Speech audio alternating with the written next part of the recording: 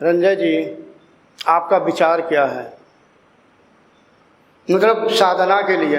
वैसे मैं बता दूं, वैसे साधक लोग जानते ही अमेरिका में नौकरी करते रहे, सैलरी बहुत अच्छी थी। भारतीय मुद्रा में 80 लाख रुपए, 80 लाख रुपए जिसकी सैलरी हो और छोड़ के चला जाए। जिस तरह से मैंने नौकरी छोड़ दी, मुड़ के नहीं देखा, साहब इन्होंने भी छोड़ दी। मैंने कहा मत छोड़ो, कितनी अच्छी नौकरी है, भारत में तो इतनी कहीं सैलरी नहीं देते। हालांकि सैलरी है, बहुत लोगों की है, भारत में करोड़ों में आ रही है सैलरी, लेकिन कम से कम एक ऐसे व्यक्ति को कहाँ मिलेगी? यहाँ तो वही 30-40 लाख रुपए दे देते हैं बस। मगर साहब मुड़ के नहीं देखा, गुरुजी मैं देख लूँगा, इसके बाद मुड़ के नहीं देखा। अब जिसने ऐसा त्याग किया हो, मुड़ के ना देखे पैसों की ओर, ऐसे त्यागी पुरुष को जब मैं पकड़ूंगा तो साधक बनना ही होगा। परिस्थितियां, वो बात दूसरी है कि साधक साधना ना करे या परिस्थितियों बस हमसे दूर हो जाए। अगर मेरे पास आएगा, साधक बनना ही होगा, बस मेरी यही भाषा। और इन्हें साधक बनना पड़ा, जैसे कि बताया कि अब जब यहाँ से जाएंगे तो एक किला फिर फतेह करके जाएंगे। अब ये हमारी जिम्मेदारी है। जब हमें साधना इसी आगे बढ़ानी होती है तो हर साधक का कर्म हमें ढोना पड़ता है। कुछ तो फेंक देता हूँ, कुछ जला देता हूँ, और कुछ जब मैं ढोता हूँ यानी सहन करता हूँ तो मुझे बीमारी लग जाती है। यानी कहीं खांसी हो गई, बुखार चढ़ाया, कहीं पड़ा रहता हूँ। और हम ही नहीं, एक अब खैर उदाहरण आ गया, और वो साधक बुरा ना माने, चुप रहे। उदाहरण दे दूँ साधकों को। एक बार क्या हुआ कि मैंने और मीनू ने साधना के लिए किसी साधक को आगे बढ़ाने का प्रयास किया, और मीनू को हमें शिक्षा देनी थी। साधकों मैं शिक्षा के तौर पर कह रहा हूँ, थोड़ी देर खड़े रहने दो। इनको खड़े रहने की आदत है, रसोई में सुबह से शाम तक खड़े रहते हैं, तो मेरे कहने पर क्यों नहीं खड़े होंगे? क्योंकि कंठ चक्र खुलवाना है तो खड़े रहेंगे, और नहीं खुलवाना है तो बैठे रहें। तो किसी साधक की मुझे मीनाक्षी को ट्रेंड करना था, तो किसी साधक का कंठ खुलवाना था। मैंने इसको विधि बताई और खोल दिया।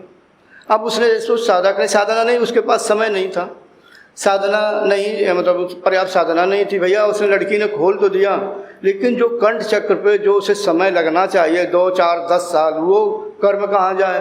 कुछ हमारे अंदर भरा, कुछ इसके अंदर हुआ। खैर जब कंठ तो खुल गया, जब लौट के घर में आए दोनों बीमार हो गए। बीमार हुए 3 दिन बाद तो ये कहते, ये भी पड़ी जैसे धर्मशाला में नहीं लोग पहुंच जाते फिर उठने का नाम नहीं लेते, ये पड़ी बुखार में भी चुप। और ये कहती गुरुजी बुखार चढ़ाया। मैंने समझाया कि मैं, और इनके मम्मी पापा ने कहा अगर बुखार चढ़ा तो दोनों को सामने डॉक्टर साहब रहते हैं तो उनसे दवा ले लो। मैंने कहा ना, दवा नहीं, दवा लोगे तो जो साधक का कंठ खुला है वो कंठ बंद हो जाएगा, कर्म को कोई न कोई तो वाहन करेगा। तो 3 दिन तक तो इसने सहन किया, बुखार में पड़ी रही।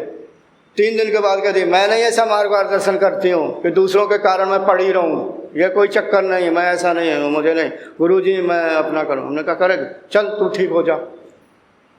मैंने कहा ठीक हो गई, सामने की बात है यहीं पर।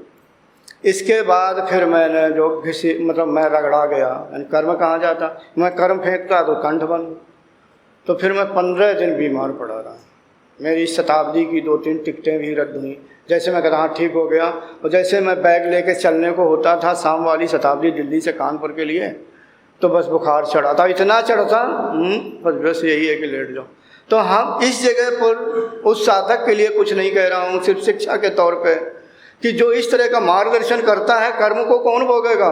मार्गदर्शक को भोगना होता है। बहुत से साधक ये कहते हैं कि अमुक संत था, बुढ़ापे के समय बीमार हो गया, सिद्ध, अपने को सिद्ध कहता था या सिद्ध था, सिद्धियाँ थी, वो भी चली गई। खैर उनके विषय में ना होकर के, जो बड़े बड़े महापुरुष हुए कुछ बीमारी से मरे।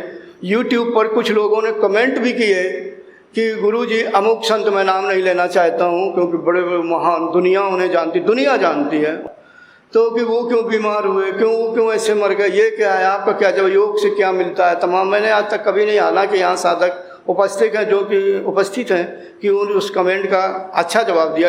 क्योंकि कुछ लोगों की आदत होती बुराई करना, तर्क वितर्क करे तो ठीक है, कुतर्क कर रहा था और फिर दूसरों संतों के विषय में कह रहा था। अर्थात ऐसे संत पुरुष जब आखिरी समय में बीमार हो या कुछ हो और वो उसी अवस्था में देह को त्यागे, समझ लो उसने इस संसार का बहुत बड़ा कल्याण किया होगा, तभी उसकी अवस्था आई। या तो वो संत नहीं होगा, अगर वो संत है तो जरूर किसी न किसी का वो दूसरे का कर्म ढो रहा है, ढोते ढोते ख़त्म हो गया। मैंने उदाहरण आपको दे दिया। तो साधकों ऐसा ही होता है।